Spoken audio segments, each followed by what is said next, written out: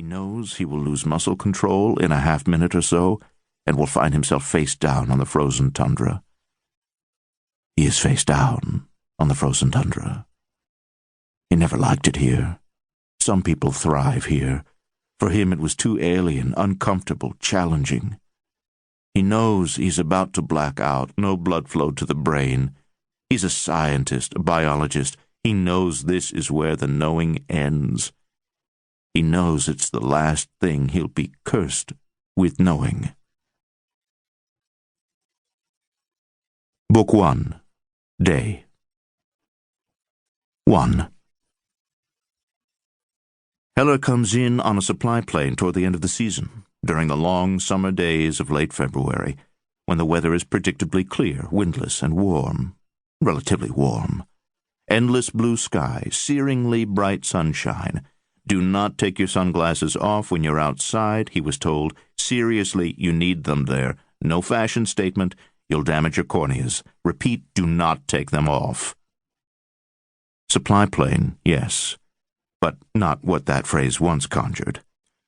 Not some bushwhacking, barnstorming, belly-churning contraption setting down anywhere on the ice, sliding and spinning to a stop in a haze of cold, dusty whiteness.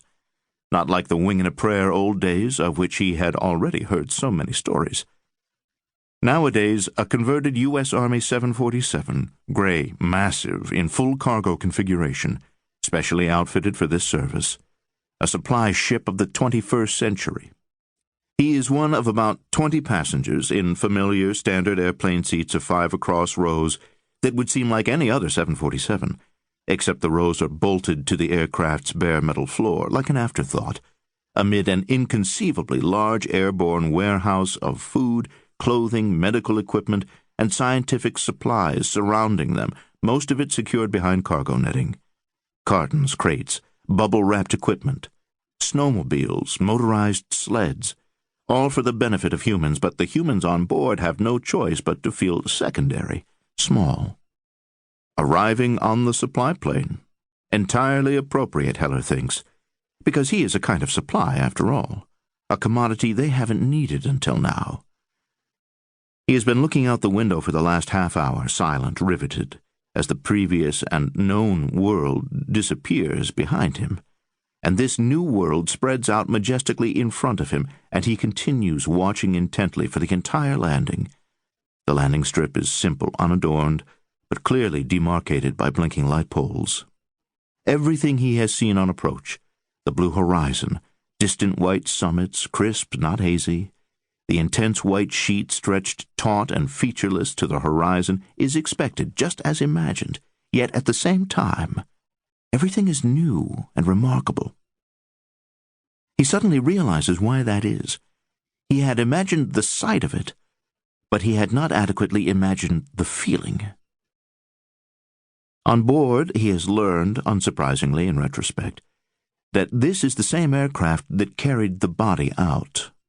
The body that had been flown 20,000 miles for an autopsy. A record, probably. The dead body that is bringing his live body here, cause and effect, tit for tat. A weird trade, as if he is a sort of replacement.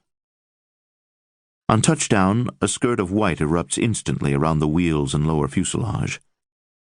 The white skirt falls away by the time the plane spins slowly, balletically, almost ceremonially on its own axis at the end of the runway.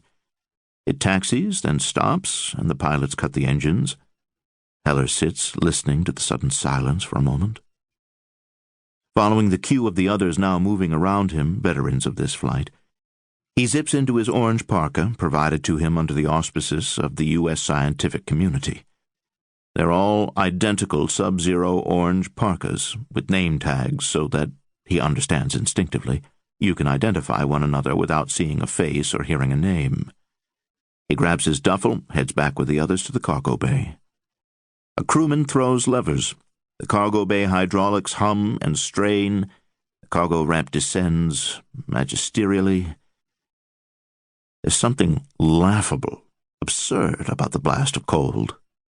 A cold that is mute, still, overwhelming, ungodly, a fact of life.